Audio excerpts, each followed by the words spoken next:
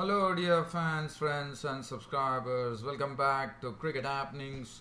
Again, it's going to be a match summary of three matches.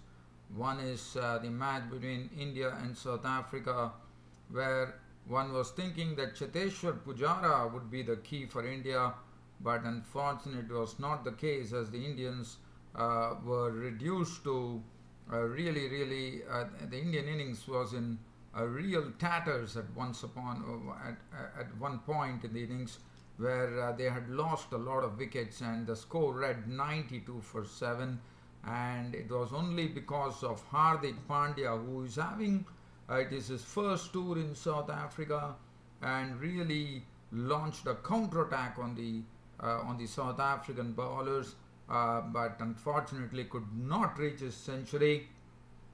But nevertheless, what it did for India is that India finished up with 209 on the board, so thus conceding 77 runs to South Africa, which probably could have swelled if at all Hardik Pandya had not stayed the distance. So Hardik Pandya 93 of 95 deliveries, 14 fours and 1 6, and absolute credit and kudos to Hardik Pandya for playing this on his first ever tour to South Africa, and to get adjusted to the climbs of the pitches. That really says a lot about this wonderful all-rounder that India has got right now. So Hardik Pandya take a bow, and the South Africans at close of play had lost 2 wickets, with Hardik Pandya once again this time doing his tricks with the ball as he sent both the openers back into the hut after the openers had put on 50 runs to the good for the first wicket. So I'll come back to that. As far as Australia and England were concerned, Australia kept plugging on, and they only went from strength to strength. Usman Khwaja went on to make 171. Stephen Smith missed upon the 4th century in the Ashes series. Sean Marsh and then the Marsh brothers really adding insult to injury, putting on an unbroken partnership with Sean Marsh just too shy of his 6th century in Test cricket, 375. So it's already 104 runs partition between the Marsh brothers. Marsh was not out on 98, Mitchell Marsh was not out on 63, and they are definitely hurting the Englishmen as we are getting into we are getting into day 4 at Sydney, and really England have a big job to do with Australia in the lead by 133 runs. As far as the first ODI was concerned between New Zealand and Pakistan, just played at the Basin Reserve in Wellington, New Zealand actually winning the match by the Duckworth method, but they definitely deserve to win after posting 315 for 7, with Kane Williamson leading the way with a century, and Colin Munro smashing 58 at the top of the order. That really 315 for 7, and the Pakistan innings never got off to any start, but Fakhar Zaman kept at the New Zealand bowling to actually make an unbeaten 82. He was really making run-a-ball stuff, not out on 82 with 5 fours before the Duckworth Lewis came and actually stopped the match. But as I said, Pakistan were definitely behind the 8 ball here with the score reading 166 for 6. But definitely hope was there. Fahim Ashraf was doing his bit as well, but unfortunately the Duckworth Lewis came, and New Zealand were the ones who won the first one-day international by the Duckworth Lewis method by 61 runs. So this was just a synopsis. So now let's get on first with the game between. First, let's look at the first ODI, Pakistan versus New Zealand. So New Zealand actually batting first. As I said, they got to a total of 315 for 7. Munro at the top of the order was brilliant. Kane Williamson carved out a neat century in the way that he does, 115 of 117 deliveries, 8 fours and 1 6. Henry Nicholls did a good job with an attractive 50 of 43 deliveries, 4 fours. Other than that, Taylor was out for 12, Latham 3, 7 Sanders, Saudi not out 12, and 315 for 7 was the final tally for, and this particular score was the biggest on this particular ground.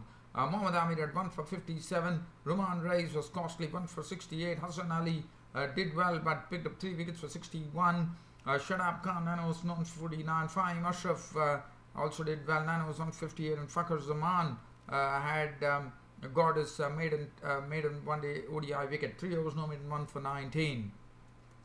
Pakistan were given a target by the Duckworth-Lewis method. They were given a target of 228 runs in 30.1 overs due to rain. And as I said, the Pakistan innings never got off to any good start, with Saudi actually pushing the Pakistan on the back foot right from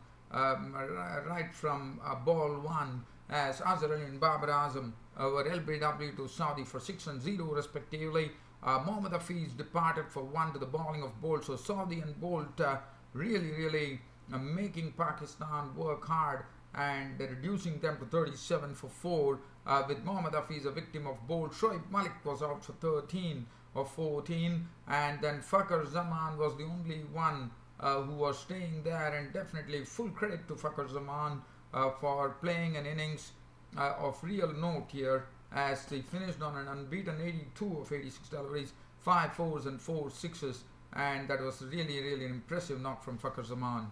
Sarfraz Ahmed could not play, played a clumsy sweep to the bowling of Todd Hassel of New Zealand, who was actually Todd Hassel, the right arm off spinner, and Sarfraz Ahmed was gone. But Shadab Khan gave good company to Fakhar Zaman in making 28 of 32 4 4, becoming a victim of Bolt. Fahim Ashraf came in and definitely gave something to cheer about for the spectators as well. It was a very good partnership. In fact, they were doing well in the 4 overs. They had some good runs, and the score went to 166. As I said, it was decided the Duckworth-Lewis method. Ashraf remained not out on 17 of 12, 2 fours, 1 6 bab, and Fakhar Zaman was not out on 82. A very nice knock from Fakhar Zaman. Unfortunately, could not help Pakistan.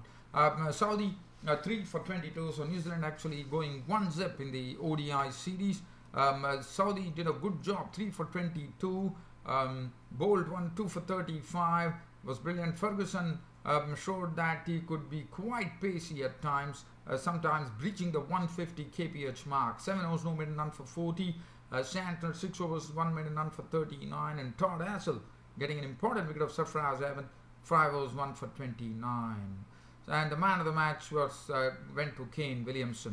So that is as far as that particular match was concerned. Now, looking at the other match, Australia versus England, as Australia, as I said, that kept on piling. Usman Khwaja went on to make 171 of 18 with 18 fours and 1 6, played superbly.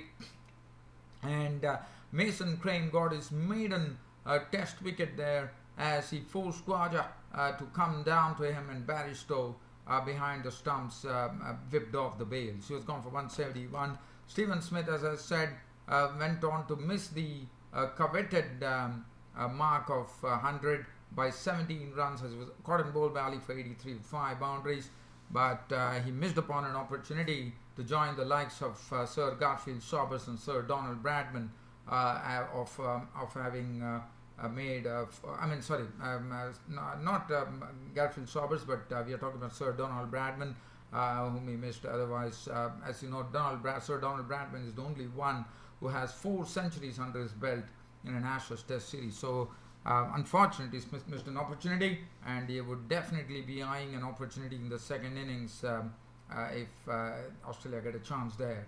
And then, as I said, for Australia, things never really dimmed down. The innings kept on blossoming, and Sean Marsh, the Marsh brothers, got into the act as well. Sean Marsh was not out on 98 with 10 boundaries. Mitchell Marsh was playing with gay abandon, I would say, 63 with 9 fours and 2 sixes, because he, as you know, Australia were in a good position, and Mitchell Marsh really decided to play his strokes. 479 for 4. Thus, the Aussies leading by 133 runs, and I think England have a lot to do in this fourth in the final Test match. Anderson 30 overs 11 minutes 1 for 52. Broad 20 overs 270 runs and 1 wicket. Moeen Ali 37 overs 9 minutes 125 runs and 1 wicket. Curran 20 overs 2 minutes none for 71. Mason Crane got his maiden Test wicket, and he was very good as well. He was mixing up his leg breaks and googlies, which was good to see, and he did a fine job. 39-3 toiled, 39-3 135 runs and 1 wicket. He was a bit exasperated when an LBW decision didn't go for him against Usman Khwaja, and he really showed that youthful exuberance in really getting riled. Joe Root 8 overs 3 minutes none for 21. So that's a match situation. We are going into the fourth day here at the SCG with Australia leading by 133 runs. So as I said, England have an enormous task in front of them as far as the final Test match goes. Now, the last thing that we are going to look at is the South Africa versus India, where India, as I said, had Cheteshwar Pujara in the middle along with Rohit Sharma. The bowling was pretty sharp in the morning from the South African pace attack of Dale Steyn, Philander. In fact, Philander had gone on to bowl 6 consecutive maiden overs. Steyn was on the money. Morkel was worrying the Indians with some very good bounce that he was getting on the track, and it was Cheteshwar Pujara and Rohit Sharma in the middle who were facing the music. And Rohit Sharma got a ball from Rabada, which was quite pacey. He was gone. LBW bowled Rabada for 11 with 1 boundary, which made the score look 57 for 4. Ravichandran Ashwin fell a victim to the bowling of Philander for 12 with 2 boundaries. And then it was Cheteshwar Pujara. Now, Cheteshwar Pujara was the big wicket because Cheteshwar Pujara was a victim when Philander actually got him caught by du Plessis, and that was the big wicket for South Africa, because if Cheteshwar Pujara sticks on, one could know that he could play the entire day. Caught du Plessis, bowled Philander for 26 with 5 boundaries, and then the score at 81 for 6 when Ashwin departed, and it soon became Ridhiman Saha did not trouble the scorers, as Steyn actually had him LBW for naught, and the Indians were reduced to 92 for 7, and it looked like it was going to be India would probably get bowled out for some 125 or 150 odd.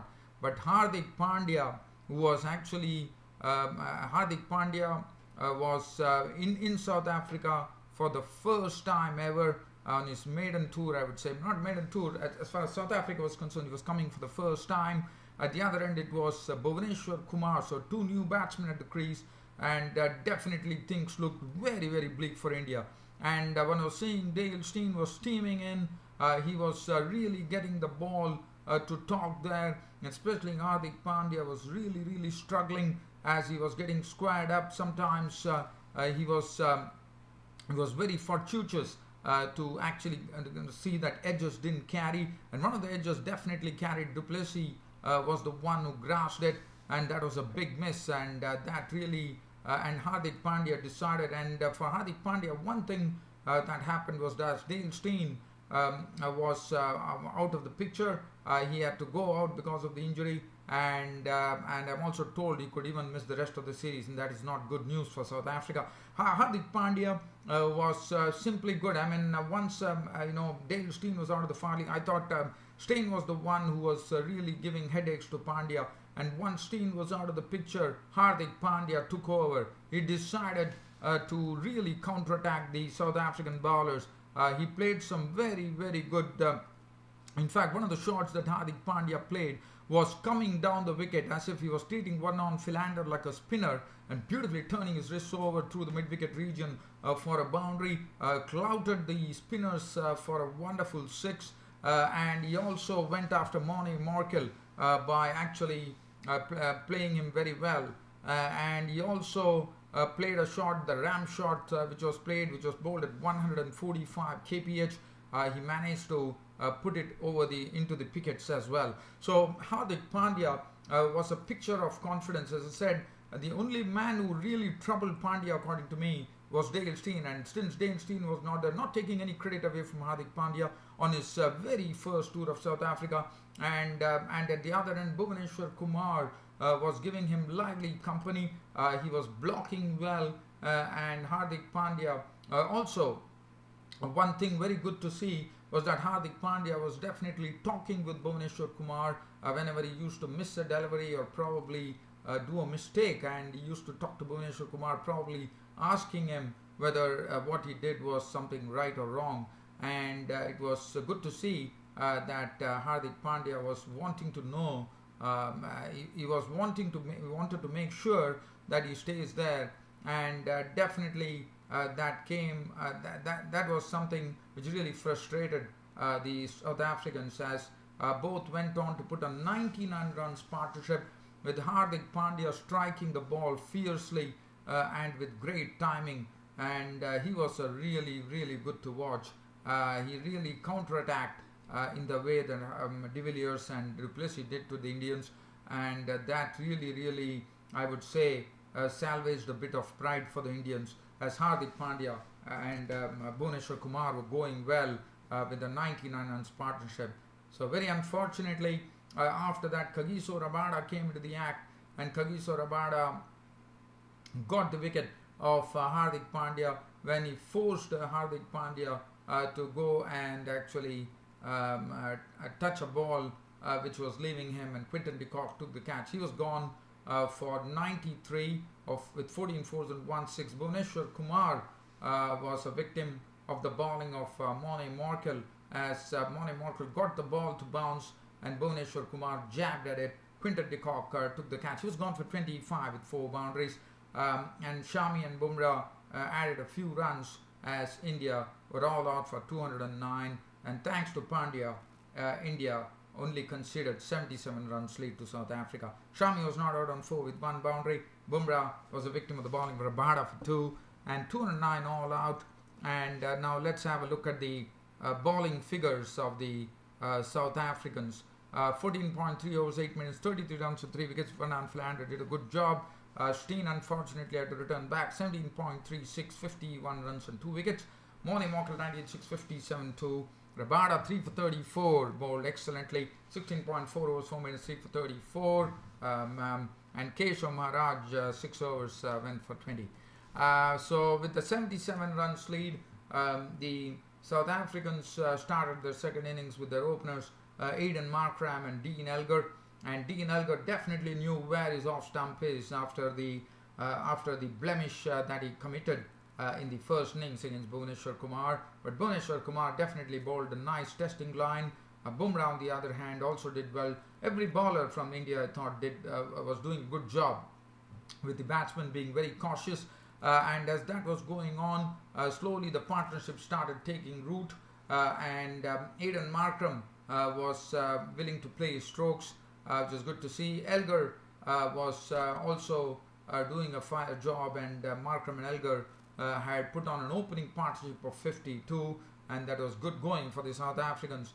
Bhuvaneshwar Kumar, Bumrah, Mohammad Shami definitely bowled well, but could not really penetrate into the South African batting order. But Hardik Pandya gave immense joy for India, as now he started doing his tricks with the ball, as he first picked up the wicket of Aiden Markram by getting him caught by Kumar of the bowling. He was gone for 34 with 7 boundaries, and then it was the turn of Dean Elgar, who shuffled across, and he was caught by Saha. In fact, he could not resist the temptation of fishing at a delivery from Pandya, and he was gone. Caught Saha, bowled Pandya for 25 with 4 fours, and the score read 59 for 2. And then it was a night watchman Rabada with 2, and Hashi Mamla not out on 4, as South Africa saw through the day with the score on 65 for 2. And thus, but they definitely they were in a good position with the lead, with the overall lead being 142 runs. The Indian bowling, I thought in the second innings they did a fine job. 6 overs, 3 minutes, none for 16 for Bhuvaneshwar Kumar. Jasprit Bumrah, 4 overs, none for 14. Mohammad Shami, 5 overs, 1 maiden, none for 15. Pandya, 4 overs, 2 for 17, was the hero today. Ashwin, 1 over, none for 3. So, but definitely there's a lot of things to come, a lot of batting to come for South Africa, and India would be hoping that they can nip in some early wickets in the morning tomorrow. We are going into the we are going into day 3 tomorrow at Newlands in Cape Town. Well, dear fans and subscribers, it's about time for me to say goodbye on this cricket show, but promising you that you will be seeing me once again on this Cricket Happening show on Sunday, talking about what's happening on that day. Till such time, it's your host Ram signing off. Thank you.